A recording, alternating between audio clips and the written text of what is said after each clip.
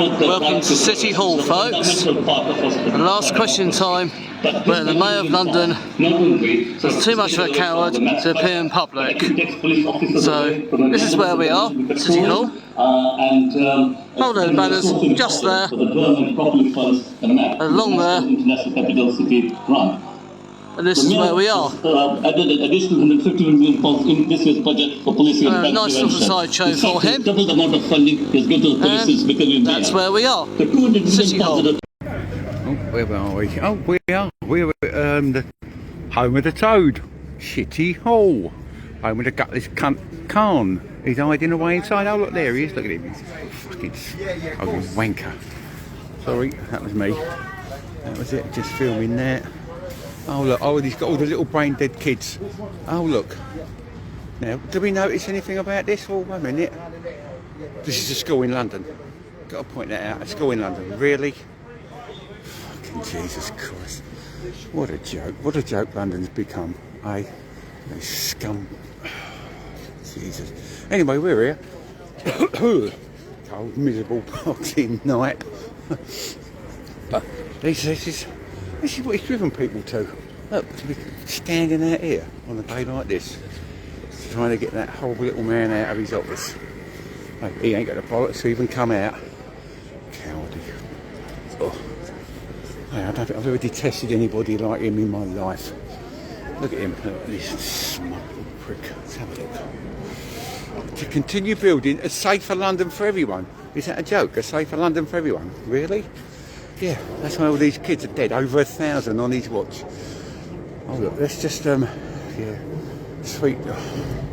This is what represents London now. You know, remember a little bit he just put about the white family doesn't represent London. He's not wrong, is he? All lies. Yeah, absolute lies. Yeah, just saying about his little bit about white families don't represent London, and then he didn't have the bollocks to even stand by what he said and blame someone else. Yeah. But he weren't wrong, was he? He weren't wrong. No. Oh no. Oh well. Now we've got the entertainment starting.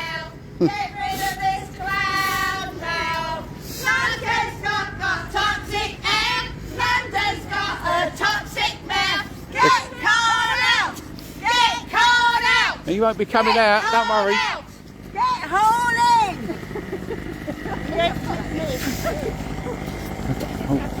Oh, Around there, there's one little gate, there's no way. I'll walk round there, I already walked round there. They stopped us. Oh, did they? I went round to the far corner and that was it. They stopped us.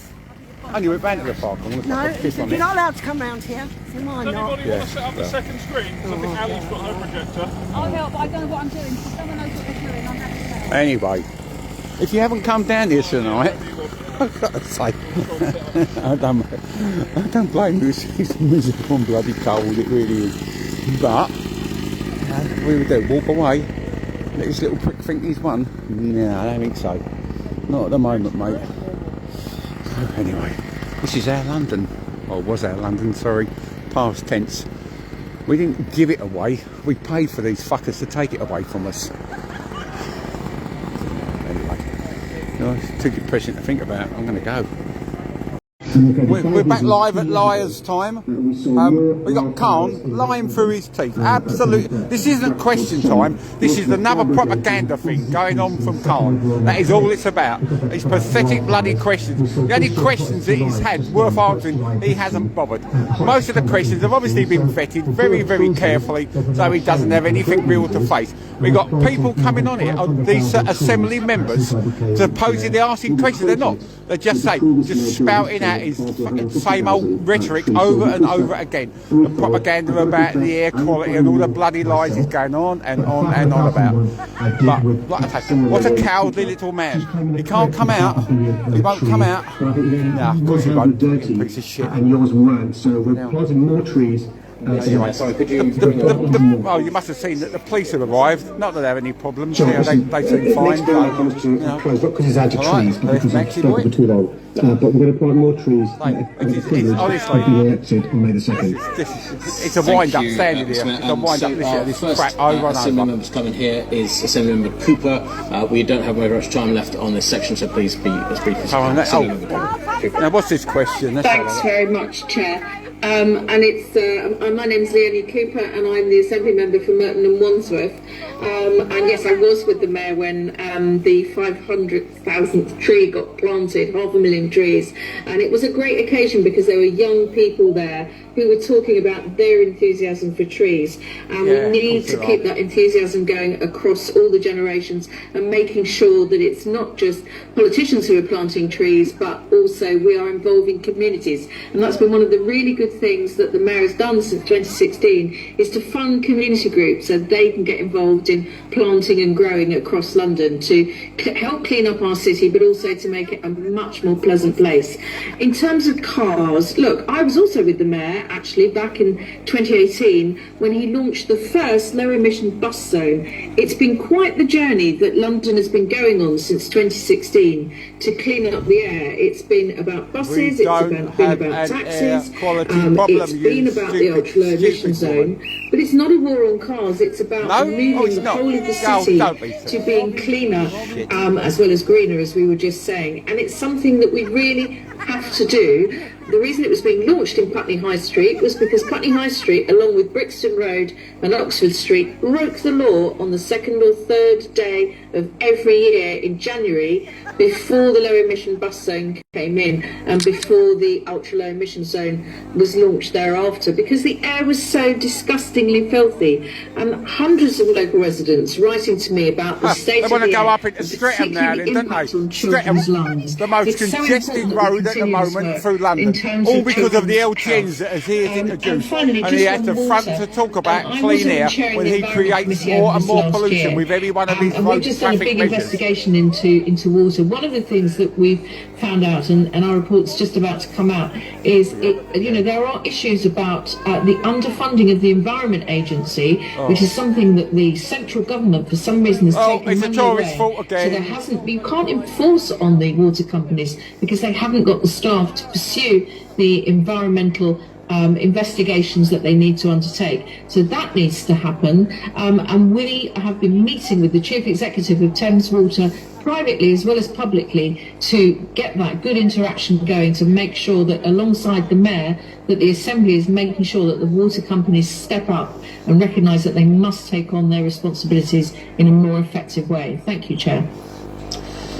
Thank you, Assemblymember Cooper, and apologies to Assembly members who are looking to come in on this, but we are now out of time on air quality in the environment. And to members of the public, if we didn't answer your specific question, the feedback form will explain how to submit your questions after the event. So you just get a load of bollocks in writing instead if you can't get it in verbal. Which is housing, so please keep liking your favourite chat questions and adding I think that would be the housing that he's managed 3% of his original promise. From the London Borough of Croydon, who will ask the first question on housing.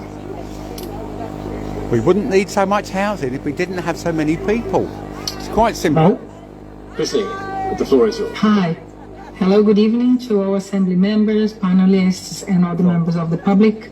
So thanks very much for the Mayor for taking the questions. And my question is about housing.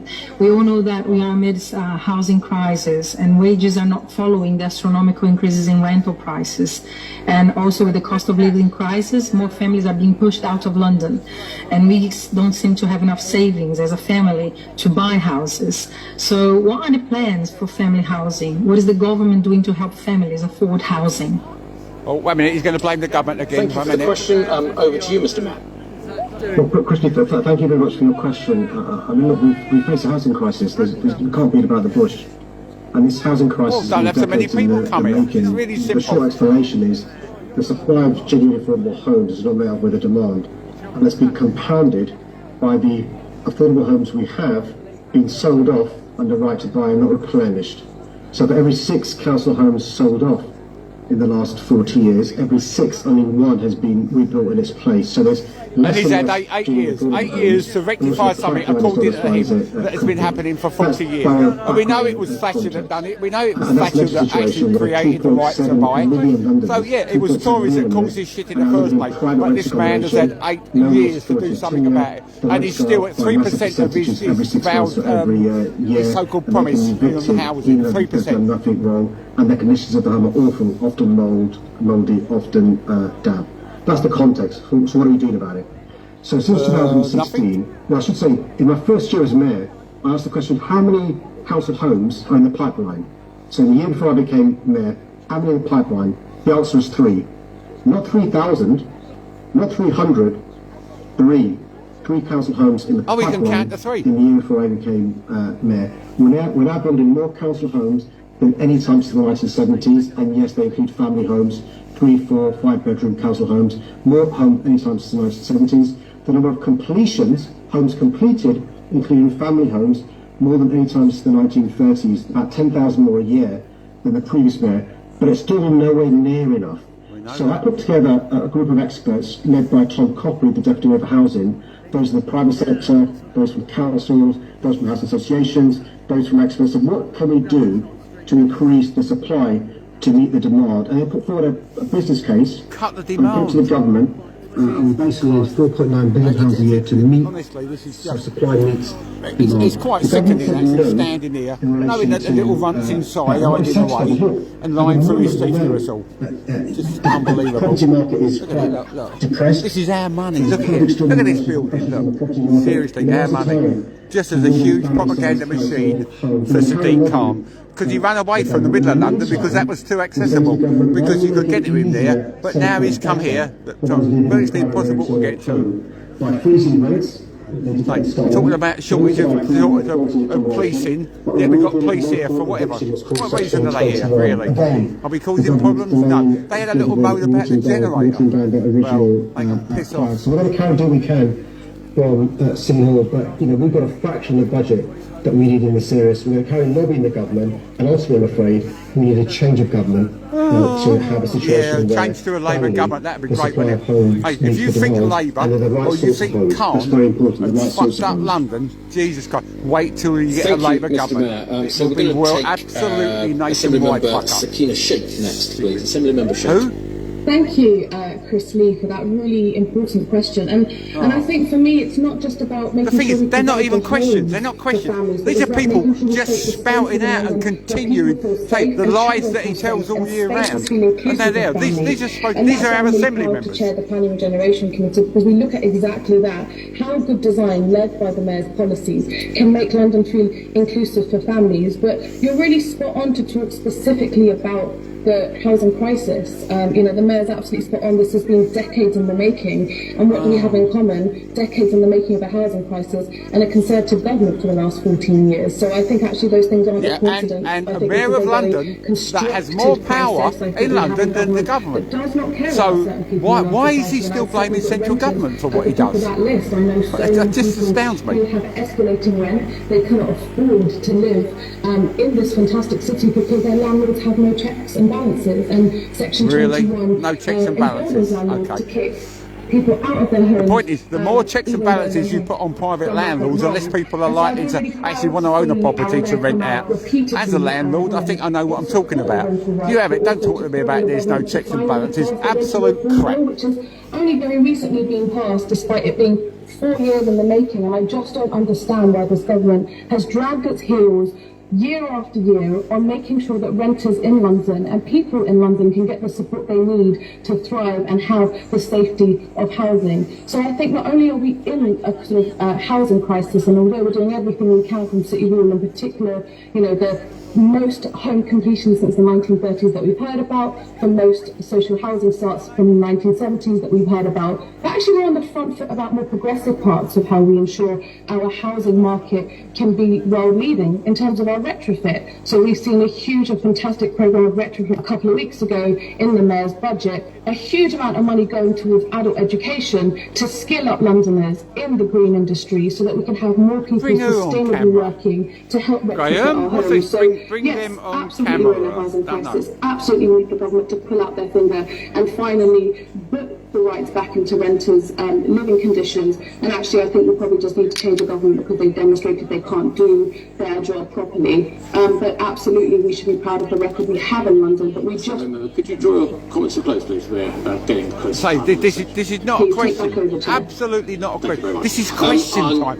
People's... I can see it wrote there. I don't think I'm imagining anything.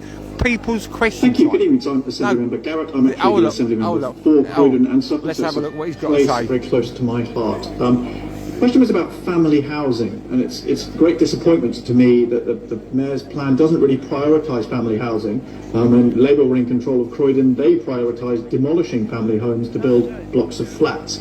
We also saw Croydon Labour making the national news in the most unfortunate way with the Regina Road flats, which were found to be completely uninhabitable in the most appalling state.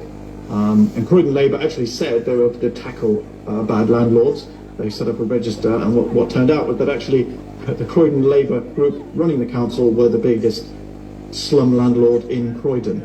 But here's the good news. Good news is that under Conservatives, that whole area around Regina Road is being demolished and rebuilt with good quality new homes for families. Where we run with all the people here. 90% of the residents backed that plan.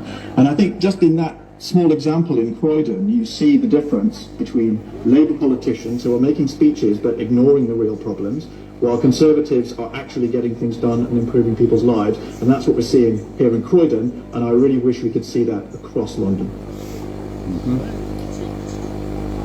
Thank you very much, Assembly Member Garrett. Now we'll go to the three questions from the chat. So the first one, I've just been made homeless for no reason. Why have no-fault evictions still not been banned? I thought this was supposed to happen years ago. That's from Jada. The second question from Leonard, my mortgage has doubled and my bills have gone through the roof. What has the effect been on other Londoners? And the third question from Robert, people need proper council homes. What are you doing to build them? So over Not to you, a lot, Mr. that Mayor, would be. then Assembly members. Well, Chair, for those watching this PQTs, I've got a comment on what Neil Garrett just said. It's like a Martian has just landed on planet London. He doesn't realise he's been in control for the last 14 years. Whoa, wait a minute, mate. You have been in charge of London for 8 years. You allocate money to different sectors. You've been too busy spunking it up the wall with TfL, imposing all this crap all over the place. Oh, God, we're getting blown away. The first question, in relation to being Screen's going down. Guess what, Mr. Garrett, who's been in charge for the last 14 years? But who's been in charge in London for 8 years? Eviction for the last 4 years, who's broken their promise year after year after year after year. Get your violin out, you problems, the question that we have in private accommodation. One, the rent keeps going up, and the government's done nothing to address that. Do you know why? Because record numbers of Conservative MPs are landlords. Surprise, surprise. Conflict of interest. More than 50 Conservative MP landlords are putting. And how many houses do you own? Remind me, Carl? I can't remember. It's certainly not one, is it? Years ago. The second big issue for those tenants in the private sector is the condition of those homes, damp and mould, etc., which has not been addressed by government legislation. The third big issue, spot on, no-fault evictions. A landlord, if you dare to complain about the damp and mould, would you know what they'll do? We have now got a slideshow on the left showing the truth about Sadiq Khan that we watch out 2nd of May 2024. We're just here at City Hall showing how environmentally friendly the petrol generator is. Well below 10. There we go, no to you Les. And that's what we're showing here by the generators. So proud of us here, not really polluting the atmosphere at all. I'll show you another measurement in a minute what the background is. So one of the things that we're just hearing a whole lot of lies before so-called dirty air. Well, have a look at this. There are issues about it shows the air quality is still good at 4.7, which is something that the central government and this is where we are. Taken money away. So like with a whole load of lies that's coming out here at City Hall, they haven't got the staff right by the River Thames. The environmental that's what it is now. That they need to undertake. So that needs gives to you an idea. We have no problems with so-called toxic care at all. As well as publicly. Yeah. Just stay on the road. Yeah, that's right.